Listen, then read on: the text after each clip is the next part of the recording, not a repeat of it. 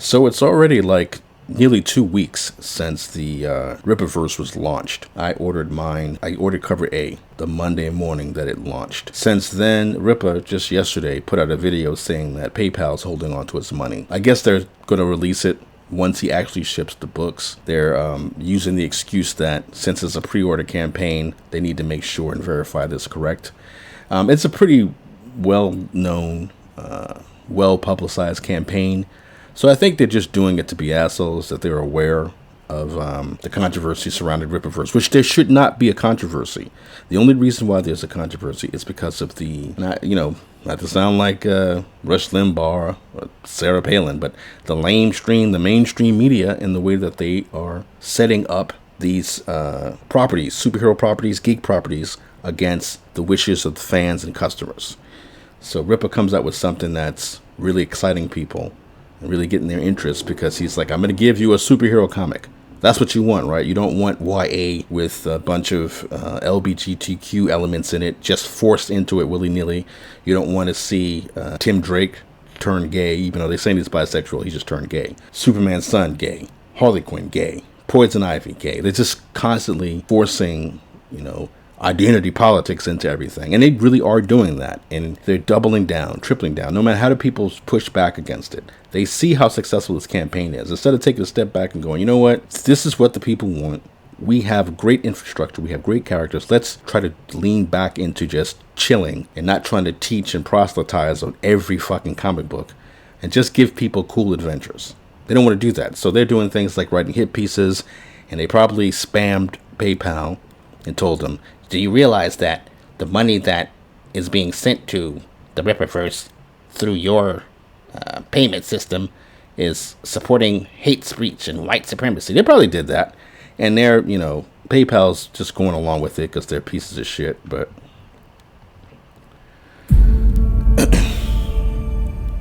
I had wanted to take a look at this for a while, but because there was one thing I wanted to talk some shit about. But we'll get to that.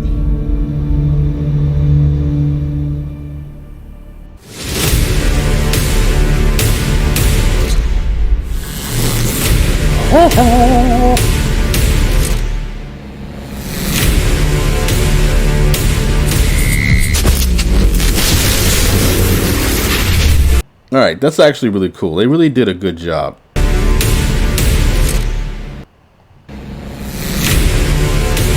I'm trying to capture this moment. That moment, okay. So I like this symbol. This is really cool, I think he explained it. I think that Star Wars girl first explained it.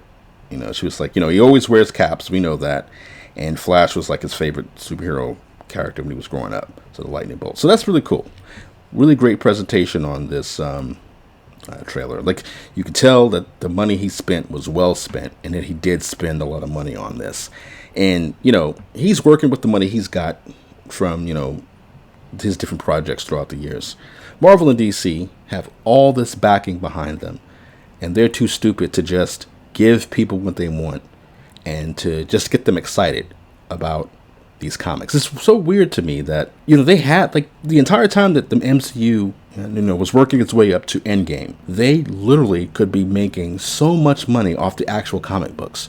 But instead, they took that time to erase all the classic characters and put in a bunch of goofballs in their place. Gay characters. They race swapped a bunch of people. They gender swapped a bunch of people. They started making stories about mustard and bigotry when they left so much money just out there. And now they're mad because Ripper's doing his thing.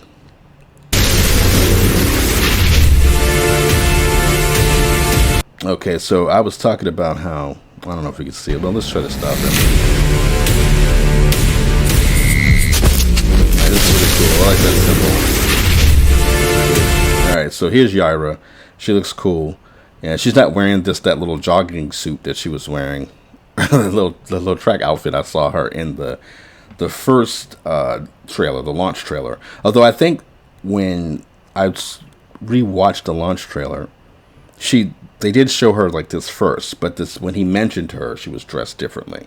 But yeah, she's actually got a really cool design and nice color combination. But like I said, she looks like, that's who she looks like. She looks like a combination of Cole, Supergirl, and Harbinger from Crisis on Infinite Earths. Crisis on Infinite Earths. All right, whatever.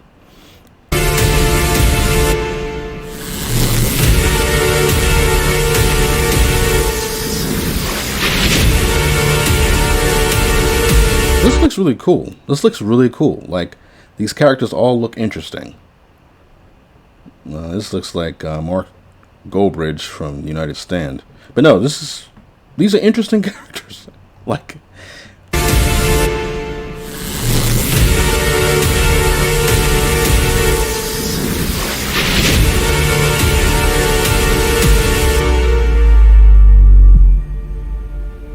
that's a Mass Effect sound and music. Isom issue number 1 is the first book released through Rippaverse Publishing, which makes it extremely significant. Though this is Isom's self-titled book, it also serves as a launching pad for our entire... It's a cool looking design. I remember when he was saying that he was going to show the big two, or the mid two as I've been calling them lately, how to do a black superhero right. Once I realized he wasn't going to just make, the comic book version of himself, I was like, oh, he's probably going to do something good. So I'm curious to see. And he's got a good design. Like, I do like this design. I'm interested in see exactly what his powers universe. This 96-pager was written by myself, Eric July. The pencil and ink work was done by the great Cliff Richards, and the color work was done by Gabe El Taib. Okay, so it's really funny.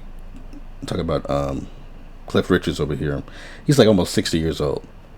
And there's plenty of talented artists, over 40 and 50 years old, who's not getting work at the mid two in favor of people who literally look like they should be drawing, safety pamphlets for airports or something, or airplanes. And you've got these people, all this talent that they're not using, like Walt Simonson, John Byrne, tons of people that they're not using because they're old and old-fashioned. And yet this dude's lighting it up. Got people can't wait to see what this shit's going to be all about. Comic book veterans, this book is part 1 of the ill-advised arc, and it follows Avery Silman, who lives right outside of Flores Park, Texas, the place where he was born and raised. Now, Avery is what is known as an accept, which is what common folk in this area call special people. Years ago, shortly after he got his abilities, Avery decided to become a hero of sorts and adopted the moniker Isom. But a certain event had him come to the realization that this life wasn't for him. So now he lives on his own ranch outside of the big city. So I'm curious what Isom is going to be all about. His costume has a cross at the belt, where the belt buckle should be. And I saw a really dumb tweet. I saw it through, YouTube, where someone was basically saying, like it's a grift. Eric July is grifting on y'all because y'all thought he was going to do a non-woke comic book with no politics and no preaching, but it's a Christian superhero and it's related to some online Christian school called Isom. It's like, shut up. You fucking, like, what a dumb reach. Like, they don't understand when people refer to woke or SJW, they're not saying, I don't want black people in comics. I don't want gay people in comics. I don't like women in comics. They're saying the way that you're doing it is ruining the stories and the characters. You're not doing it right. Like, and they know that. They have to know that. When you make Captain America, when you keep taking the Captain America name from Steve Rogers and giving it to fucking Sam Wilson, like they did twice. They gave it to Sam for a while during the whole debacle with the new MC or the new Marvel, the new fresh faces of Marvel when they made Sam Wilson Captain America. So they demoted Sam Wilson from Falcon and just gave him sloppy seconds. They should have just gave him Bernie too then if they wanted to get down like that. But they did that, and then Captain America came back. Now they brought Sam Wilson again as Captain America. So just let him be Falcon. That's his name. That's his identity. Like, these people, these SJWs who are so obsessed with identity and, self-expression, have no problem. They love stealing the names and monikers from other people and trying to ride that wave. Let's continue. One day, Avery gets a call from his sister Altona. She wants him to visit his old buddy because of... Now, see, this is a good-looking black woman as opposed to these manly lesbians that they keep drawing these days. Like, almost every black woman character in the mid-2 They're fat and they're lesbian and they look very manly. Like, they don't want any of them to be attractive. It's like cause I remember from Twitter when they always said black women is too much, are sexualized too much in media. And it's like, not really. I mean, you could talk about maybe the video vixens and stuff from rap videos, but usually in normal media, they pick the ugliest ones they can find and just stick them in something. Family friend that interned at her company Projexis has gone missing. That old friend is Darren Fontano, and apparently he has some connection to his family friend. He looks like Fontano Joel. has much changed. This is how Joel now looks. The refashioned Joel in Lost of Us. That's what it is. The Lost of Us Part 1. Last of Us remake. This is how Joel looking now. You know, although this dude seems like he's going to be cooler than this fake Joel that we got. Darren Fontano. Since he was kicking it with Avery when they were, wee lads. Now he's a cold-blooded shot caller that isn't afraid to do what it takes to remain in his position. Since he was kicking it with Avery when they were, wee lads. Now he Club Merc? No, Club Miro. That's I think my brother's. That's my brother's club. Let me shut up. He's a cold-blooded shot caller that isn't afraid to do what it takes to remain in his position as one of the most respected people in the city. This is a man that you do not want to cross. What was supposed to be a simple meetup with an old friend turns into the longest day of Avery's life. He runs into other excepts. I don't know what to point to right now, but I have this obsession with stories that do this kind of thing, where it's supposed to be just a very simple incident and then it just snowballs. Maybe After Hours by Martin Scorsese, something like that.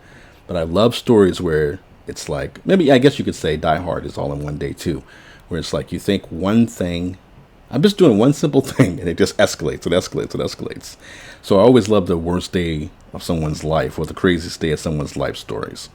So I'm already on board. Yaira and the Alpha Court. And some of these altercations take a very violent turn considering his past with his life in the city. No, sorry. This is a man that you do not want to cross. What was supposed to be a simple meetup with an old friend turns into the longest day of Avery's life. He runs into other excepts such as Santuan, Yaira, and So, let's see. I'm trying to see. I don't love it like, not in a gay way, but I love the expressions on the faces. Talk about expressions and faces in my Last of Us remake video. But here, I love the expression on the face. He looks perverse, like he's about, are we ready to do this thing? I like that. Yaira. When I first saw Yara, I thought, oh, this is more of like a superhero universe where they don't wear costumes besides Isom. She's just wearing like this. But no, so we saw the costume, so that's cool. And the Alpha Court. And some of these altercations take a very violent. I don't know if it's such as Santuan, Yaira, and the Alpha Court. I don't know if it's Frank Whiteley, but he has great expressions too. But I like this arrogant expression, like, do you dare face me? And she's like, you can't dare face him. Right, Daddy? And then this guy. But anyway, let's see. And some of these altercations take a very violent turn considering his past with one of these characters. You can see why he tries to stay out of the city. Who is this family friend and what is their connection with Darren Fontano? How does this meeting between him and Avery turn out? And does he get the information that Altona needs? How does this impact the psyche of Avery, who went from a hero to a now blue-collar civilian? No, sorry. I thought it was every time he says that. I watched this a couple of times because I knew I was going to do a reaction to this. But and like I said again, I love the presentation, I love the music, and I love the synopsis. But it's just funny where it's like he went from a hero to a zero. Let me shut up. But anyway, let's get back to it. Turn out, and does he get the information that Altona needs? How does this impact the psyche of Avery, who went from a hero to a now blue-collar civilian? These are all questions that will be answered in Isom issue number 1, which you can now pre-order at Rippaverse.com, along with some. I did. I pre-ordered this, and then now I hear these niggas at PayPal holding this shit. Well, see, that's the thing. He said he was talking about how, hey, I funded this already, so I can, fulfill the orders. So I guess once he sends them out, they'll pay him. Like I said, I already sent PayPal. I don't know if I mentioned it this time. I tried to record this a couple of times now. I've already messaged PayPal, and I messaged them again Monday. Like, release my goddamn money. I don't want you fucking this up for me, because I know there's limited copies of cover A. I don't got time for the bullshit. So, other limited edition merchandise items that will give you some more insight on the characters, such as... Okay, here's the part I was going to criticize.